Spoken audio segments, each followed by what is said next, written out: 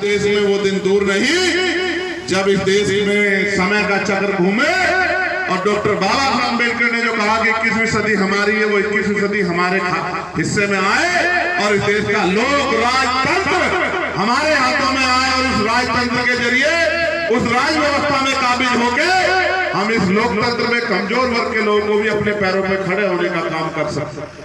अभी अभी देश में नीरज भाई मुझे कहने में बड़ी तकलीफ हो रही है, क्योंकि ये मामला बड़ा पेचीदा है कि कभी भारत रत्न की वैल्यू होती थी, अब जिसकी लाठी उसकी भैंस हो गई है, जिसको चाहे उसको दे दो।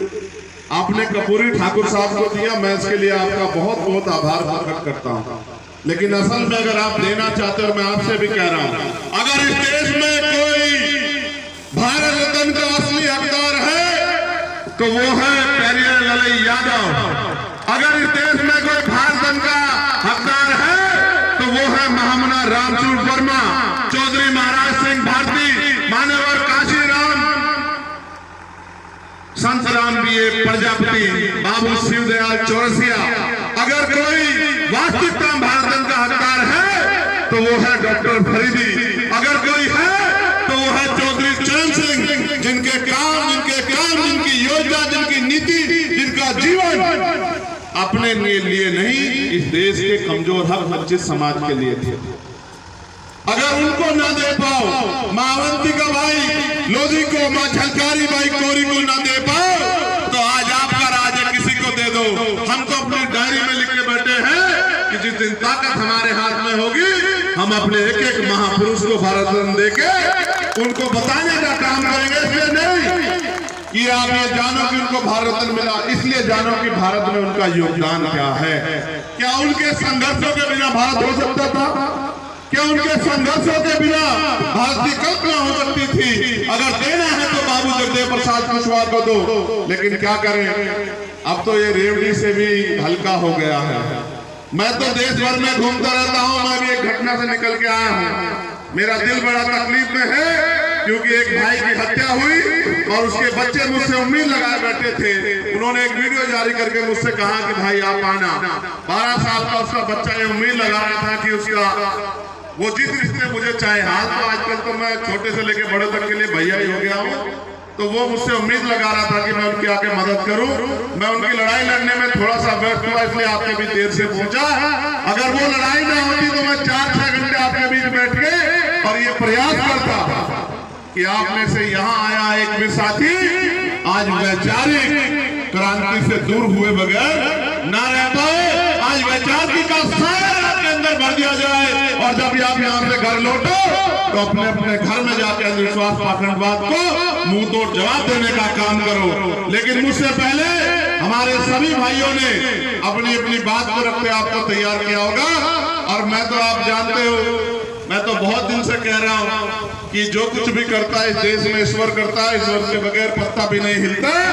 अगर हम इस अंधविश्वास पाखंडवाद का विरोध कर रहे हैं और अगर हम भी देश में राज चाहते हैं तो ये उसी तथाकथित ईश्वर की मर्जी है, क्योंकि उसके बगैर कुछ भी देश में नहीं होता। हमारा प्रयास है कि उनकी इस इच्छा को भी हम जल्दी पूरी कर दें। या हमारी इस मंच वाली टीम के साथ साथ आप भी उतने ही सम्मानित है जो नीचे बैठे हैं, क्योंकि ये कुछ सीखना नहीं चाहते। ये वो वाली जमात है जो सीखना नहीं चाहती और ये वो वाली जमात है जो सीखना चाहती है। जो अपने आप को सर्वश्रेष्ठ मानता है वो इधर बैठता है और जो अपने आप में कमी आंकता है वो सामने बैठता है। मैं आपको धन्यवाद देता हूँ, क्योंकि लड़ाई बहुत बड़ी है, एक दिन में खत्म नहीं होगी मेरे साथियों।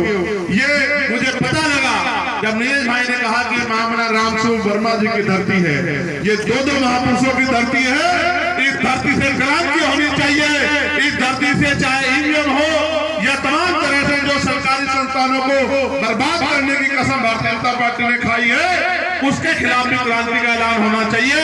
और मैं जिम्मेदारी से कहता हूँ आपको कि बहुत जल्द हम लोग ईवीएम के खिलाफ इतना बड़ा आंदोलन करेंगे कि सरकार ईवीएम के द्वारा वोटों की चोरी करना जो है उसके ख्वाब देखना भी बंद कर देगी। और मैं जिम्मेदारी के तौर पे आपसे कह रहा हूँ, नौजवान अपनी जिम्मेदारी को संभाल ले। नारा लगाने से, जयकारा लगाने से, पैर छूने से और झंडा घुमाने से इस देश में क्रांति नहीं आएगी। इस देश में क्रांति आएगी महापुरुषों को पढ़ के। और जो भी मिशन में आना चाहता है सबसे पहले वो अपने आप को वैज्ञानिक दृष्टिकोण पे खरा उतारे। पहले वो पढ़े लिखे तर्क की कसौटी में आए, तब वो मिशन में आए। वरना आप खुशी खुशी आ तो जाओगे, 2, 4, 6 महीने में जब आप इस लड़ाई को लड़ नहीं पाओगे तो वापस भाग जाओगे, तो आप अधूरे रह जाओगे। पहले महापुरुषों को पढ़ो और मिशन में अगर आना चाहते हो तो सबसे पहले पढ़ो राष्ट्रपिता ज्योतिबा फूले को, फिर पढ़ो साहू जी महाराज को, फिर पढ़ो बाबा साहब अम्बेडकर को, फिर पढ़ो अर्जन सिंह को, फिर पढ़ो मान्यवर काशीराम साहब को, और फिर आओ मिशन में। एक ऐसा कोहिनूर तैयार होगा जो मानववाद का मुकाबला डंके की चोट पे करेगा किसी भी कीमत पे। क्योंकि अगर आप वैचारिक कसौटी पे मजबूत नहीं हो तो कहीं भी पद प्रतिष्ठा अवसर और बिकने का मौका मिलेगा तो आप बिक जाओगे। इसलिए मैं नौजवानों से कहना चाहता हूं, आज वास्तविकता में हालात ऐसे कि लोकतंत्र खतरे में है, संविधान खतरे में है, और वो दिन दूर नहीं कि हमें गुलामी अंधेरे में जाना पड़े जिस अंधेरे से हमारे महापुरुष हमें निकाल के लेके आए। इसलिए मैं आपसे कहना चाहता हूं मेरे प्यारे भाइयों, नौजवान साथियों, मुट्ठी तान लो, कमर कस लो, ऐलाने जंग हो चुकी है और अब हम इस देश में गुलामी की बेड़ियां काटने के लिए तैयार हो चुके हैं। किसी भी कीमत पे महापुरुषों के कारवा को रुकने नहीं देंगे और किसी भी कीमत पे बहुजन समाज में जो एकता मंत्र दिख रही है उस एकता को टूटने नहीं देंगे। मेरा वचन है आप लोगों को कि जितना प्रयास हमसे होगा हम इस बहुजन आंदोलन को एकता के धागे में पिरोने का काम करेंगे और जो कमी खामी रह जाए हम और आप मिलकर पूरी कर लेंगे। जिस तरह से वो अपने आंदोलन के प्रति समर्पित हैं, आप भी अपने आंदोलन के प्रति समर्पित हो जाओ। जब तक आप इसके अंदर समर्पण, त्याग, संघर्ष की भावना नहीं पैदा होगी तब तक हम उनका मुकाबला नहीं कर सकते। उनके बाद मीडिया है, उनके बाद माफिया है, उनके बाद मनी है। ऐसा नहीं कि वो आपसे ताकतवर है, ताकतवर वो आपसे नहीं है, बस वो अपने काम को जिम्मेदारी से कर रहे हैं, समर्पण से, और हम लोग अपने काम को समर्पण से नहीं कर रहे हैं। हम संख्या में भी उनसे भारी हैं। आप महसूस करो, हजारों साल की गुलामी एक बटन को दबाने से कर सकती है। अगर मानसिक गुलाम हो गए हो तो अलग बात है।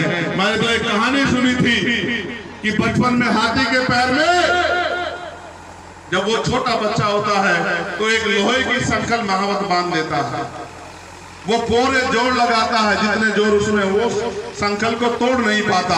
और जब हाथी बड़ा हो जाता है, चाहे वो बड़े से बड़े विशाल वस्तु को गिरा दे, तब उसके पैर में इतनी मोटी संकल की बजाय एक छोटी सी बेड़ डाल दी जाती है।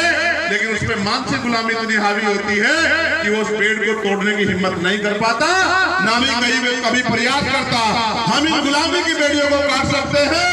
आज इस देश में लोकतंत्र है, संविधान है, अधिकार है, हम अपनी बात को कह सकते हैं और हम अपने लोगों को तैयार कर सकते हैं। नेता इस लड़ाई को नहीं लड़ सकते। इस लड़ाई को तभी लड़ा जाएगा जब आप लोग तैयार हो जाओगे, जब सामने वाले भी ऐसे हो और इधर सामने बोलने वाले भी ऐसे और सुनने वाले भी ऐसे हो। जब दोनों चक्के एक जैसे होंगे तब मिशन तेजी से आगे बढ़ेगा।